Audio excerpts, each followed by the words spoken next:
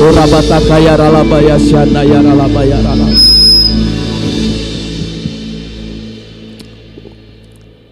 Kami bersyukur buat kasih dan anugerah Tuhan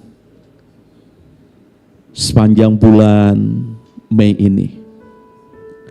Apapun yang terjadi dalam kehidupan kami percaya bahwa sukacita Tuhan tidak pernah hilang. Sukacita Tuhan selalu ada dan selalu baru dalam kehidupan kami. Dan kami bersyukur buat Roh Kudus yang ada bersama-sama dengan kami. Roh Kudus yang menghibur, Roh Kudus yang menolong, Roh Kudus yang memimpin setiap jemaat-Mu di tempat ini. Dan sampai hari ini kami ada semua karena anugerah-Mu Tuhan. Semua karena kasih karunia-Mu ya Tuhan. Bapa, terima kasih. Kami siap untuk memasuki bulan yang baru di minggu depan ya Tuhan. Maka untuk itu, untuk memasuki bulan yang baru, biarlah kami Tuhan pimpin dengan Roh-Mu ya Tuhan. Supaya apa yang kami perbuat dan lakukan, semuanya berdasarkan kehendak Tuhan. Dan semuanya menjadi berhasil. Dan semuanya menjadi baik. Dan semuanya diberkati Tuhan. Terima kasih Tuhan, urapi kami dengan Roh Kudus-Mu. Hanya di dalam nama Tuhan Yesus, kami siap mendengarkan dan mau melakukan firman Tuhan. Kita yang percaya sama-sama katakan, amin. Kasih tepuk tangan bagi nama Tuhan. Silakan duduk Bapak Ibu Saudara terkasih. Terima kasih buat tim pujian penyembahan. Shalom. Apa kabarnya saudara? Luar biasa, sehat-sehat semuanya, amin. Kita tidak terasa sudah mau habis nih bulan Mei. Bulan kelima, kita sekarang sudah ada di minggu kelima. Betul ya saudara ya? Tetapi kita percaya penyertaan Tuhan sempurna. Seperti tadi kakak pemimpin pujian katakan, apapun yang terjadi dalam kehidupan kita, bahwa sukacita kita tidak boleh hilang. Yang setuju katakan amin. Sukacita kita harus tetap ada di dalam kehidupan ini. Makanya kita kemarin memperingati hari Pentakosta. Hari Pentakosta itu hari panen raya. Tetapi di hari Pentakosta ada hari pencurahan Roh Kudus. Hebat gak saudara? Apa yang hebat Pak? Yang hebat itu adalah di tengah-tengah hari panen raya, Tuhan memberikan satu janjinya. Ketika dia belum naik ke atas surga, dia katakan kamu akan menerima kuasa kalau Roh Kudus turun ke atas kamu. Sekarang bagi kita yang hidup di zaman now, apa sih pentingnya Roh Kudus? Kan begitu ya saudara ya? Kadang kita lebih penting duit, kadang kita lebih penting jabatan, kadang kita lebih penting yang namanya itu adalah apa yang kita perlukan dalam kehidupan daripada Roh Kudus. Tetapi hari ini izinkan supaya kita benar-benar begini saudara. Hidup yang kita hidupi sekarang bukan aku lagi, tetapi Tuhan yang ada dalam kita. Yang mau katakan amin. Mari kita berangkat di dalam kitab Kejadian 1 ayat yang kedua. Supaya jemaat di tempat ini, jemaat yang tidak berkuat oleh kuat gagahnya sendiri, tetapi percaya karena ada Roh Tuhan di dalamnya. Dalam kitab dalam kitab Kejadian pasal yang pertama ayat yang kedua terlebih dahulu. Ciri-ciri orang yang dipenuhi Roh Kudus datang ke gereja, buka Alkitab. Nggak nunggu multimedia. Coba lihat kiri kanannya. Tanya, Alkitab lu mana? Gitu saudara ya. Yuk baca sama-sama. 1, 2, 3, bumi. Gelap gulita menutupi samudera raya dan Roh Allah melayang-layang di atas permukaan air. Ayat pertama boleh? Kejadian 1 ayat 1. Nah, mari baca sama-sama 1, 2, 3. Pada mulanya Allah menciptakan langit dan bumi. Saudara perhatikan, ketika Tuhan menciptakan langit dan bumi, Dia ciptakan semuanya. Tetapi ketika penciptaan itu terjadi saudara, di ayat kedua dikatakan begini, boleh dikembalikan ke ayat 2. Di ayat yang kedua dikatakan bahwa bumi belum berbentuk. Bumi itu kosong. Gelap gulita menutupi samudera raya dan Roh Allah melayang-layang di atas permukaan air. Perhatikan saudara. Segala sesuatu Tuhan izinkan. Segala sesuatu Tuhan perbuat. Seperti di ayat yang pertama tadi, ketika Tuhan menjadikan langit dan bumi, itu masih kosong, Pak. Halo? Nggak berbentuk, saudara, dikatakan. Gelap gulita menutupi samudra raya. Perhatikan, saudara. Di dalam kehidupan kita ini, saudara, ketika Tuhan jadikan kita, ketika Tuhan menjadikan saudara dan saya, itu kadang kehidupan kita ini kita berpikir begini, buat apa ya saya hidup ya? Buat apa ya saya berumah tangga ya? Buat apa ya saya kuliah ya? Buat apa ya saya kerja ya? Nah, orang-orang yang demikian, orang-orang yang tidak mengerti tujuan kehidupannya. Sama ketika Tuhan jadikan langit dan bumi, dia sudah ciptakan langit dan bumi. Kepada mulanya Allah berfirman, dia ciptakan langit dan bumi. Tapi bumi itu belum berbentuk, Pak. Bumi itu kosong, gelap gulita menutupi samudra raya. Perhatikan, orang yang lahir ke bumi itu tidak serta-merta dia hidup dengan kekuatannya sendiri. Orang yang lahir di bumi harus hidupnya dipenuhi oleh Roh Tuhan. Yang ngerti katakan amin. Kenapa Pak Pendeta? Kalau enggak hidup saudara enggak punya bentuk. Makanya banyak orang begini, buat apa ya saya ada ya? Buat apa ya saya kuliah ya? Bahkan udah kuliah tinggi-tinggi, kuliah ke luar negeri, kuliah sampai S3, tapi dia nggak tahu tujuan hidupnya buat apa. Bahkan sering kita dengar, saudara, ketika dia udah kuliah baik-baik, udah mencapai S2, gara-gara putus cinta aja, stres, jadi gila. Betul, saudara? Ada orang-orang, saudara, yang hidupnya kalau tidak dipenuhi oleh Roh Tuhan, cenderung, saudara, hidupnya itu adalah hidup yang tidak berbentuk. Kosong, Pak. Semua-muanya udah punya. Mobil punya, rumah punya, uang banyak. Tapi dia bilang, kayaknya hidup ini kosong ya. Saudara pernah ngalamin begitu? Kayaknya hidup ini hampa sekali. Bahkan yang paling parah adalah hidupnya gelap. Bukan gelap doang, saudara. Gelap gulita. Kalau gelap gulita itu berarti saudara udah gak bisa lihat apapun, saudara. Makanya saya kasih tema khotbah saya pada pagi hari ini, yaitu Roh Tuhan ada di atas kita. Amin. Roh Tuhan ada di atasku. Nah, saudara perhatikan, kalau kita lihat tadi katakan bumi gak berbentuk, gelap gulita menutupi samudra raya, itu kadang kita. Yang ngerti katakan amin. Halo Bapak Ibu, itu kadang kita. Kadang hidup ini kayaknya kosong. Kadang hidup ini gak berbentuk, saudara. Kadang kita tidak tahu nih, punya rumah tangganya mau dibawa kemana. Punya pekerjaan, punya usaha, tapi kayaknya usahanya kok gagal terus ya. Punya pekerjaan, kayaknya jabatan kok gak pernah naik terus ya. Apa yang salah ya? Saudara, ini penting sekali. Bahwa dalam kehidupan kita, kita perlu Roh Tuhan. Makanya ketika manusia diciptakan dalam kitab Kejadian pasal yang kedua, ayat yang ke-7 dikatakan demikian, saudara. Kejadian pasal yang kedua, ayat yang ke-7. Saudara ikuti khotbahnya, nanti saudara akan ketemu begini. Oh iya ya, ternyata aku memang perlu Roh Tuhan. Ya, yuk mari baca sama-sama 1, 2, 3. Ketika itulah Tuhan Allah membentuk manusia itu dari debu tanah dan mengembuskan nafas hidup ke dalam hidungnya. Demikianlah manusia itu menjadi. Halo saudara. Kita sering lihat orang begini ya, hidup sih tapi kayak mati. Hidup sih tapi kayak gak punya gairah. Nah tadi ketika saya masuk, saudara, lalu ada salah satu usher, ibu-ibu bilang gini, semangat Pak. Lihat saudara, memberikan kehidupan, saudara. Betul? Waktu beliau bilang gini, semangat Pak. Tiba-tiba saya langsung turun. Oh iya ya, gue harus semangat ya. Lalu saudara, kenapa saudara? Kadang kita pelayanan, kadang kita kerja, kadang kita berumah tangga, hanya kegiatan rutinitas. Percayalah saudara, segala sesuatu yang dibuat jadi rutinitas nggak ada kehidupan. Ibu-ibu di tempat ini, kalau gaya hidupmu 1 kali 24 jam terus sama, setiap hari sama 30 hari, lama-lama saudara jenuh, betul nggak? Bangun pagi, masak, habis masak nyuci, habis nyuci ngatur anak-anak, habis itu main handphone sebentar, tidur. Besok lakukan seperti itu. Lama-lama apa yang terjadi saudara? Hidup jadi bosan. Hidup jadi hampa. Kenapa saudara? Karena gak ada kehidupan. Halo saudara. Kalau hidup tidak merasa hidup saudara, itulah kita sedang masuk di dalam kegelapan. Kosong, enggak. Makanya di ayat yang kitab Kejadian tadi, yang pasal yang kedua ayat yang ke-7, ketika dikatakan begini saudara, perhatikan ayatnya sekali lagi. Ini penting saudara.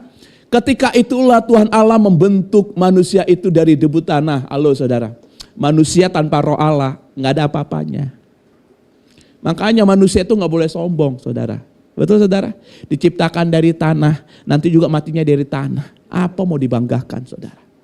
Yang ngerti katakan amin. Colek kanan kirinya, jangan sombong-sombong amat hidup lu bilang. Amin saudara.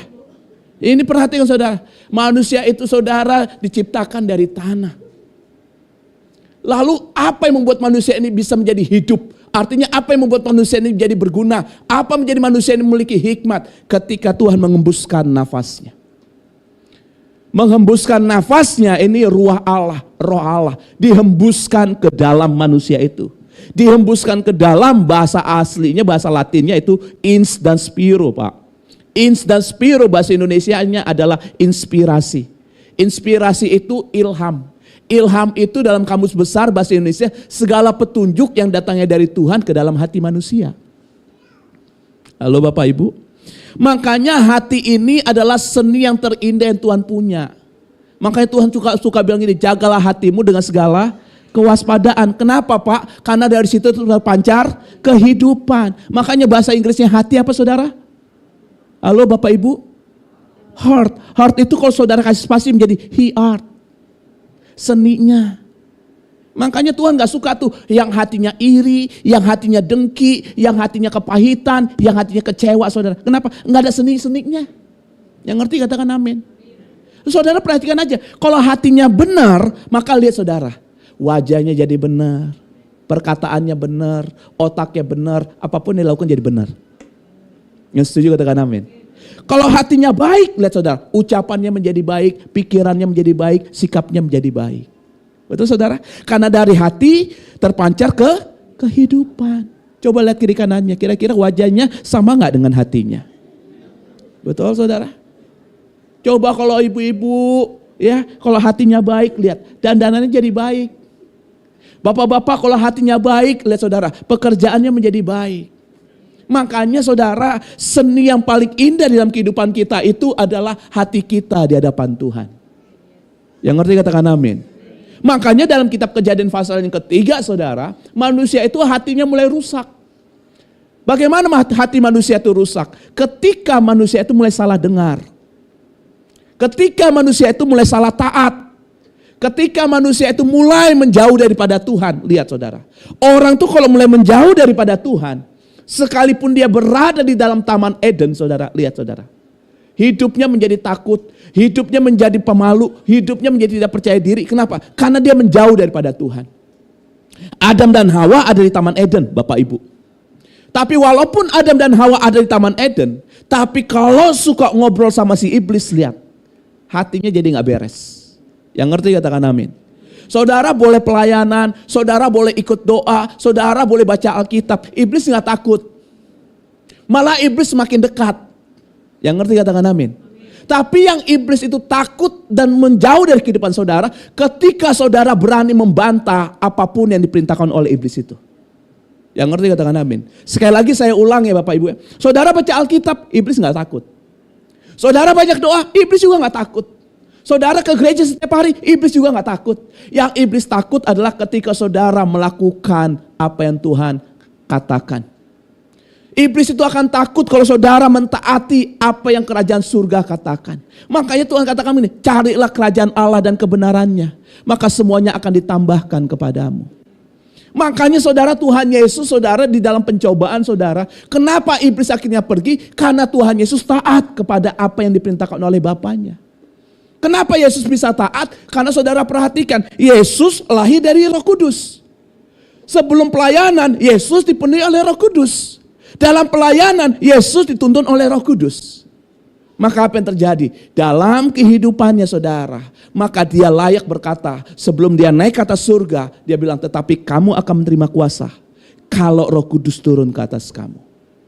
Jadi kalau saudara mau lihat kehidupanmu yang gak berbentuk, kehidupanmu yang kosong, kehidupan kita yang gelap gulita, yang gak ngerti ke depan. Ini udah mau masuk bulan yang ke-6. Udah setengah semester 2026. Sepertinya tidak ada perubahan dalam kehidupanku. Apa yang saudara perlukan? Kerja yang rajin? Iya silahkan. Apalagi saudara, menjadi orang yang terus aktif, silakan. Tetapi lebih daripada itu, saudara harus penuh dengan Roh Kudus. Kenapa Pak Pendeta saya harus penuh dengan Roh Kudus? Supaya ada kemuliaan Tuhan. Kenapa ada kemuliaan Tuhan? Supaya ada Roh Tuhan.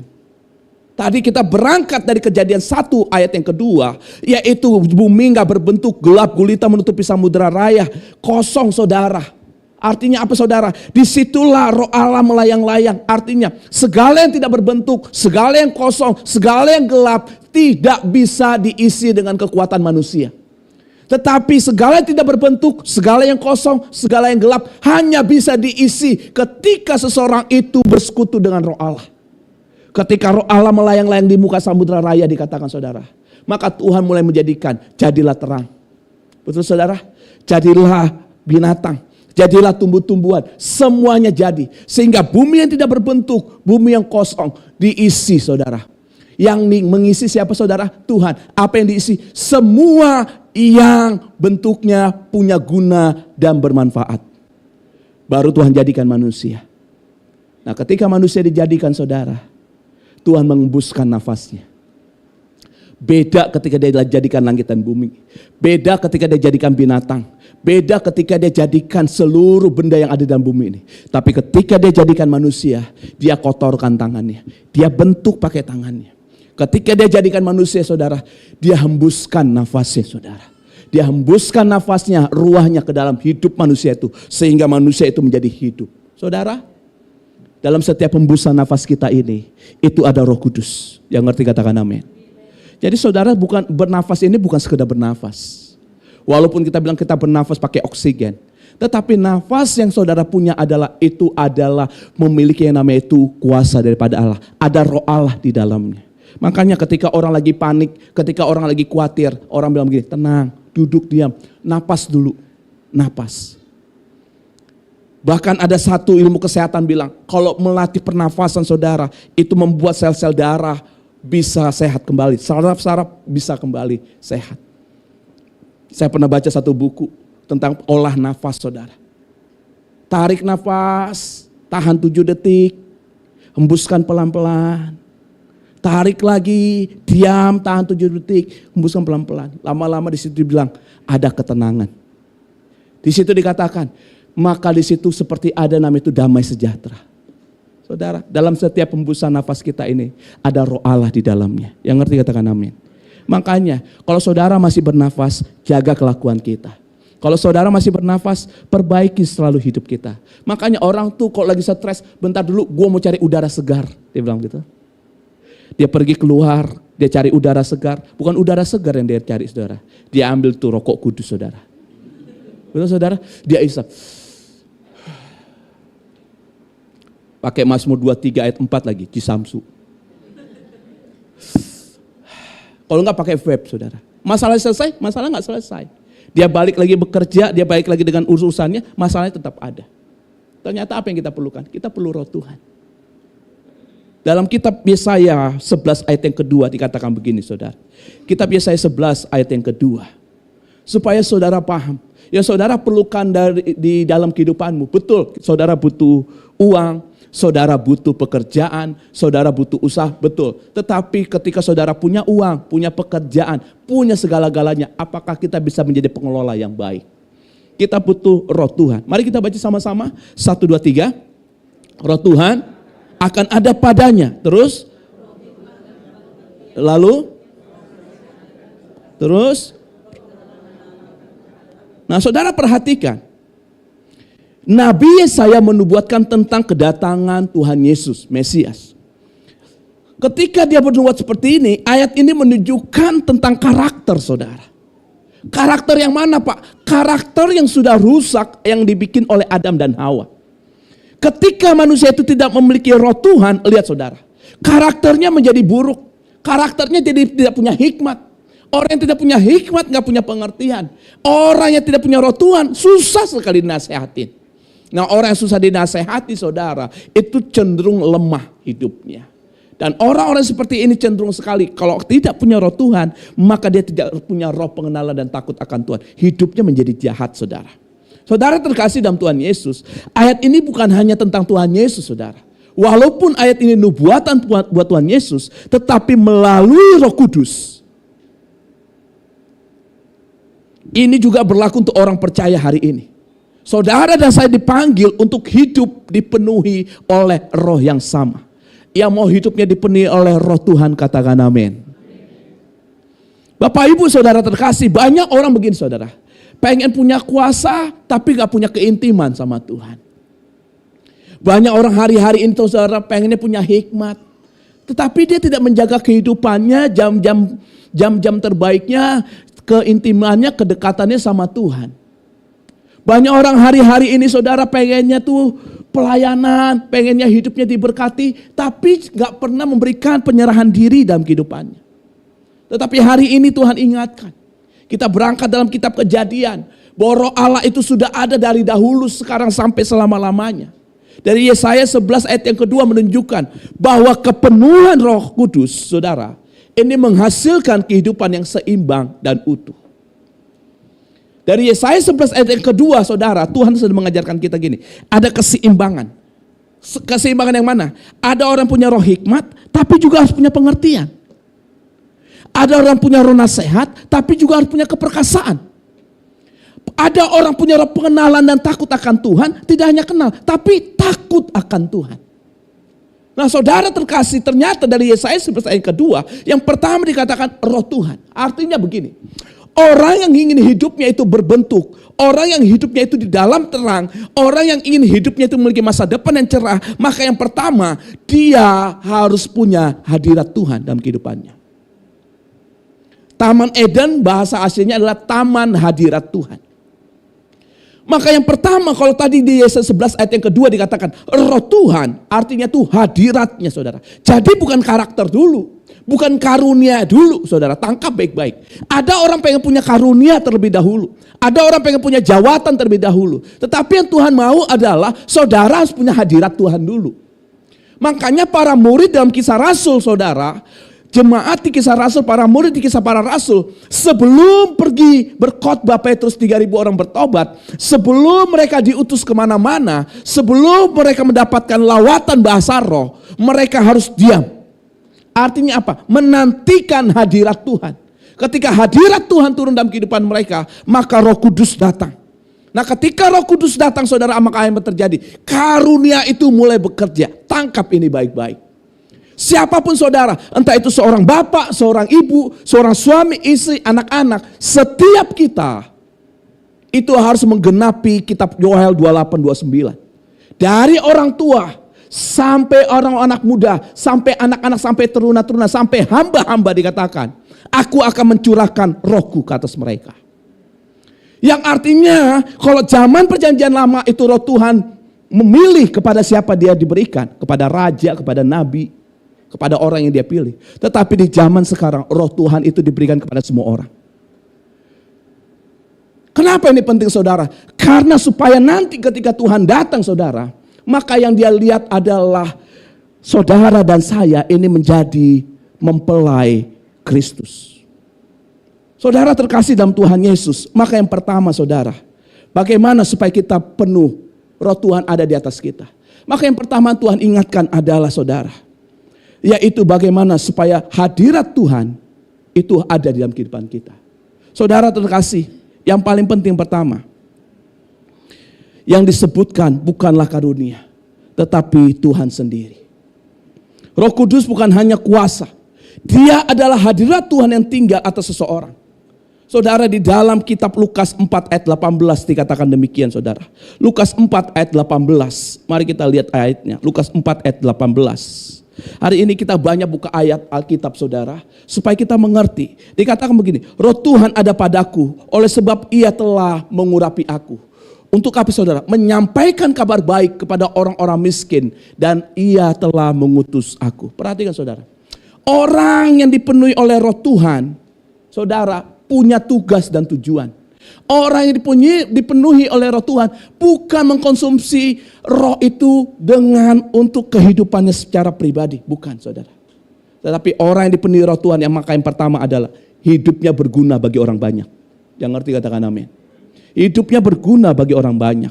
Lalu saudara, di sini kita ambil pelajarannya. Kita membutuhkan hadirat Tuhan lebih daripada sekedar aktivitas rohani. Jangan terlalu banyak melakukan aktivitas rohani tanpa hadirat Tuhan, saudara. Kita nggak jadi apa-apa. Maka yang pertama, saudara, bagaimana supaya roh Tuhan turun atas kita? Yang pertama, saudara, minta selalu hadirat Tuhan ada dalam kehidupan kita. Ya, mau katakan amin. Bapak Ibu minta selalu hadirat Tuhan. Kenapa Pak Pendeta saya minta hadirat Tuhan? Karena hadirat Tuhan itulah yang memampukan engkau untuk melakukan banyak perkara-perkara besar. Yang kedua yang Tuhan ingatkan di sini, saudara, ada roh hikmat dan pengertian. Apa arti, saudara? Hidup ini, saudara, harus punya arahan ilahi. Makanya kenapa gembala itu harus banyak diam dalam hadirat Tuhan? Supaya mendapatkan visi. Kenapa seorang bapak, seorang suami, seorang laki-laki itu harus punya mesbah di dalam Tuhan? Supaya dia bisa membawa korban bakaran di hadapan Tuhan. Supaya dia bisa menjadi imam yang mengatur rumah tangganya dengan baik. Makanya saudara perlu nama itu roh hikmat dan pengertian. Saudara terkasih, apa pentingnya roh hikmat dan pengertian?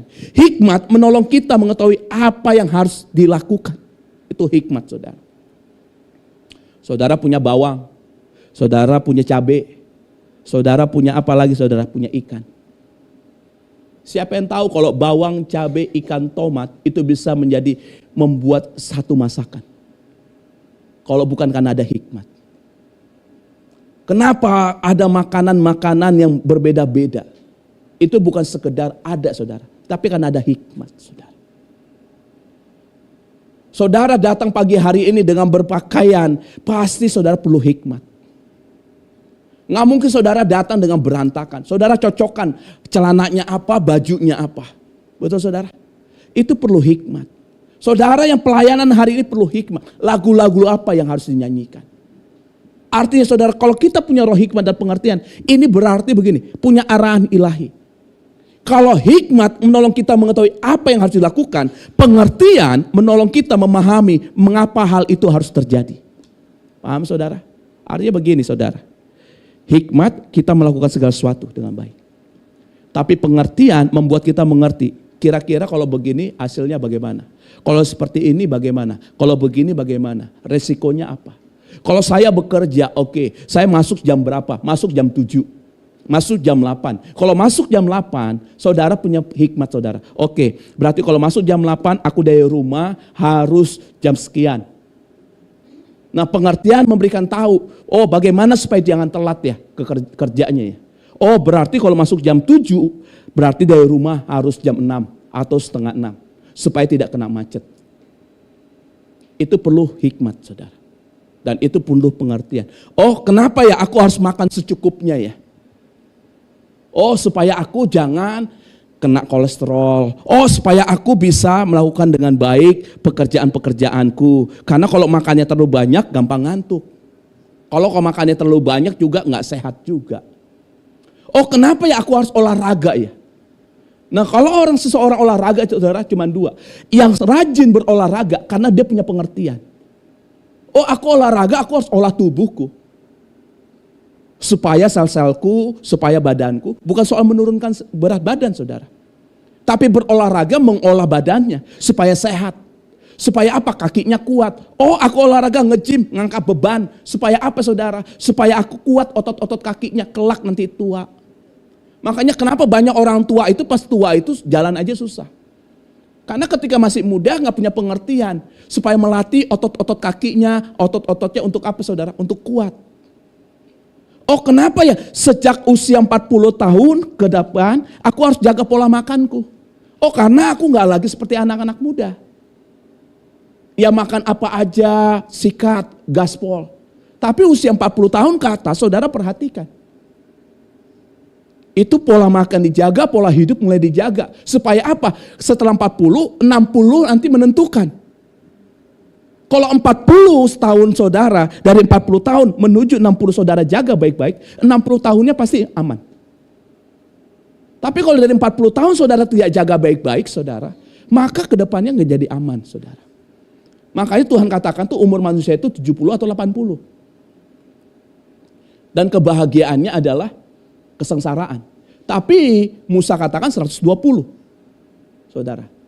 Yang artinya saudara, kalau 120 saudara, saudara harus pintar mengerti bahwa di dalam kehidupan ini harus ada keseimbangan. Karena Tuhan katakan semua ada waktunya, ada masanya. Makanya perlu apa? Roh hikmat dan pengertian. Kalau ada roh hikmat dan pengertian, semuanya menjadi baik. Lalu yang kedua saudara yang Tuhan ingatkan adalah, saudara dan saya harus memiliki nama itu roh nasihat dan keperkasaan. Nasihat saudara dan keperkasaan itu adalah artinya tuntunan dan kuasa Tuhan. Nasihat berarti strategi dari Tuhan. Keperkasaan berarti kekuatan supranatural dari Tuhan. Jadi orang memiliki roh nasihat dan keperkasaan, artinya Roh Kudus bukan hanya menghibur kita, Dia memberi kuasa kepada kita saudara. Yang artinya Yesus menunjukkan hikmat di hadapan manusia.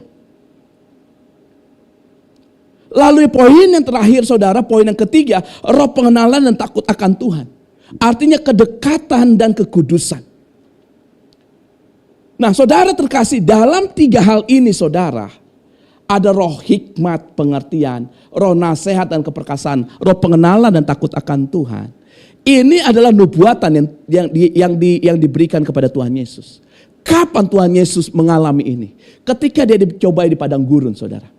Ketika pencobaan di padang gurun terjadi saudara, maka yang pertama saudara, 3 kali Yesus menghadapi pencobaan. Saudara perhatikan, ini makanya pentingnya kita memiliki roh Tuhan. Pencobaan pertama, ubah batu jadi roti. Apakah Yesus ubah batu jadi roti? Yesus tidak ubah batunya jadi roti. Kenapa saudara? Karena Yesus punya roh hikmat dan pengertian. Dia punya arahan ilahi saudara. Yang artinya begini, dia mengerti saudara. Dia gak ubah batu jadi roti, dia punya roh hikmat dan pengertian. Yang artinya begini, Roh Kudus mengingatkan dia saudara. Yaitu artinya saudara, yaitu hikmat menolong kita mengetahui apa yang harus dilakukan. Yesus lapar, selesai puasa. Iblis memberitahukan, ini ada batu ubah jadi roti. Kalau Yesus gak dekat sama Tuhan, mungkin dia taat sama iblis. Tapi Yesus bilang apa? Manusia tidak hidup dari roti saja, tapi dari firman. Kenapa? Selain Yesus punya roh hikmat, dia ngerti bahwa yang bisa memberkati hidupnya itu Tuhan, bukan setan. Yang nangkap katakan amin. Jadi apapun yang sedang saudara alami, miliki roh hikmat dan pengertian. Supaya apa? Supaya ketika saudara dalam keadaan kepepet, ketika saudara dalam keadaan yang genting, ketika saudara dalam keadaan panik, saudara tidak salah langkah. Kenapa ya aku sakit ya? Oh, aku sakit karena salah makan. Maka apa yang pengertiannya? Oh, aku harus jaga pola makanku. Selesai. Yang kedua saudara, dikatakan saudara bahwa Tuhan dikatakan jatuhkan dirimu. Nanti ada malaikat Tuhan yang menatang. Tapi Yesus katakan apa? Ada tertulis, jangan mencobai Tuhan Allahmu. Artinya apa? Yesus punya roh nasihat dan keperkasaan. Orang punya roh nasihat dan keperkasaan saudara tidak minta validasi tentang identitasnya. Dia tidak mau menunjukkan siapa dirinya sok jago-jagoan di hadapan iblis. Nggak perlu saudara. Tapi orang punya roh nasihat dan keperkasaan nggak bisa dicobai oleh apapun. Kenapa? Karena dia punya roh nasihat dan keperkasaan. Poin yang terakhir saudara, poin yang ketiga. Semua ini akan kuberikan kepadamu. Kata iblis, dengan satu catatan, sembahlah aku. Tapi apa kata Tuhan Yesus? Nyala iblis. Sebab yang patut disembah cuman Tuhan alam. Kenapa Yesus kata begitu? Karena dia punya roh pengenalan dan takut akan Tuhan. Saudara terkasih, roh pengenalan dan takut akan Tuhan bukan hanya sekedar kenal dan takut. Pengenalan berarti mengenal Tuhan secara pribadi. Punya keintiman, punya waktu me time sama Tuhan. Takut akan Tuhan bukan berarti ketakutan, melainkan rasa hormat yang dalam dan penyerahan diri di hadapan Tuhan.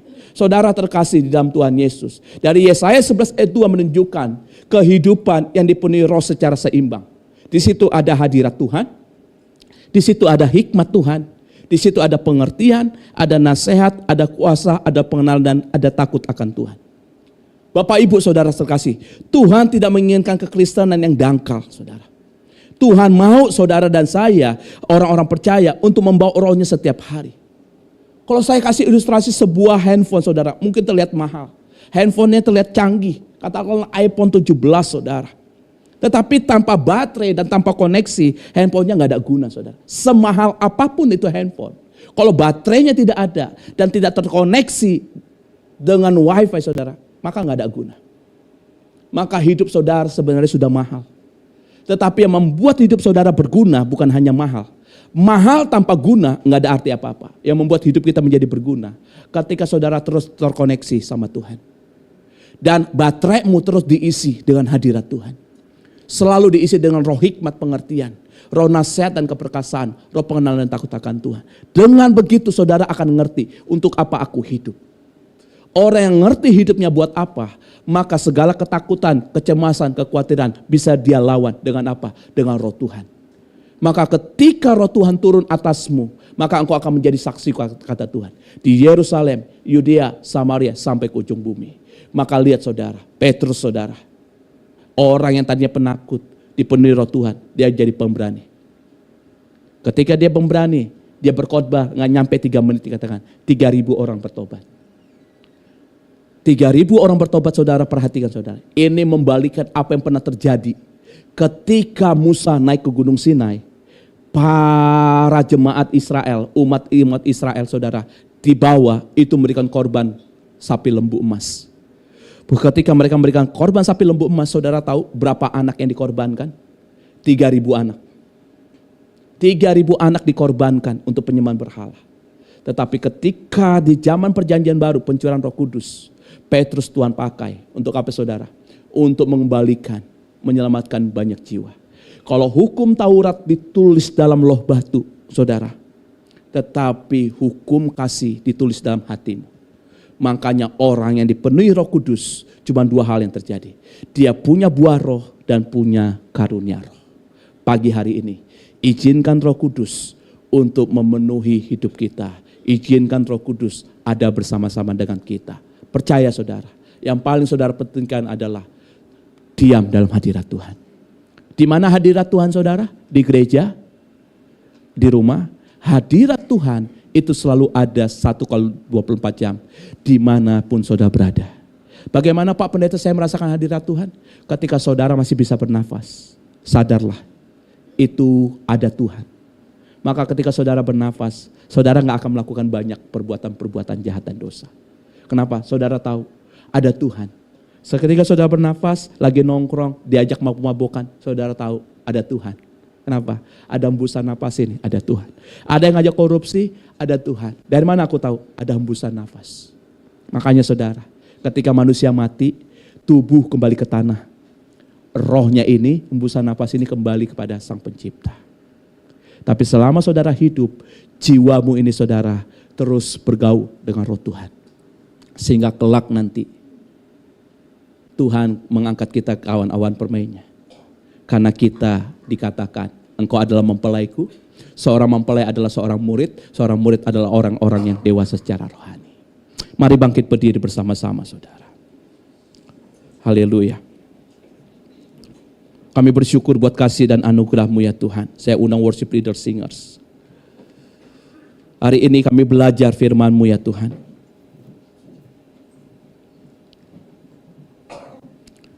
Saudara, saya tutup dengan satu ayat. Wahyu 22 ayat 17.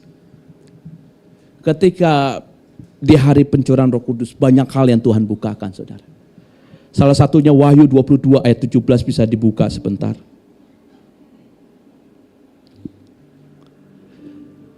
Perhatikan ayat ini saudara. Ini ketika Tuhan datang, dia bilang begini. Roh dan pengantin perempuan itu berkata, marilah. Dan barang siapa mendengarnya, hendaklah ia berkata, marilah. Makanya kenapa Tuhan begitu konsen sebelum dia naik ke atas surga, dia mencurahkan Roh Kudusnya. Karena nanti yang bisa mendengar ketika mempelai pria melalui rohnya berkata, ketika mempelai itu berkata, marilah. Maka itu yang bisa mengucapkan dan yang bisa mendengar, itu adalah orang-orang yang dipenuhi oleh Roh Kudus. Tidak semuanya. Makanya kenapa kita perlu ada pengurapan Tuhan. Kenapa kita perlu ada hadirat Tuhan. Kenapa kita perlu selalu bergaul dengan Roh Kudus. Supaya nanti ketika dia datang, kita sudah sering dengar suaranya. Kita sudah sering bergaul. Ketika saudara lagi lapar, ketika saudara lagi haus, ketika saudara di tengah-tengah tekanan, saudara tetap berharap dengan Roh Kudus. Maka ketika roh dan pengantin perempuan itu berkata, marilah. Dan barang siapa yang mendengarnya, hendaklah ia berkata, marilah. Yang mendengar, berarti tidak semuanya, hanya yang mendengar. Saya percaya yang mendengar, saudara, adalah orang yang memiliki keintiman. Suami istri saudara, keintiman itu tidak selalu pakai suara. Pakai gerak, pakai lirikan mata, sudah menjadi satu komunikasi. Begitu juga nanti ketika mempelai pria datang. Sebelum dia berkata-kata, di hati kita seperti ada yang berkata, marilah. Bahkan dia katakan, barang siapa yang haus, hendaklah ia datang. Dan barang siapa yang mau, hendaklah ia mengambil air kehidupan dengan cuma-cuma. Mumpung masih gratis, dan mumpung Roh Kudus masih dicurahkan, jangan keraskan hatimu. Mari datang kepada Tuhan. Saudara yang haus dan lapar, saudara yang sudah lama tidak membangun hubungan keintiman sama Tuhan, hari ini buka hatimu. Minta Roh Kudus penuhi kita. Yang mau katakan amin. Yang mau katakan amin. Ora bataka ya ralabaya.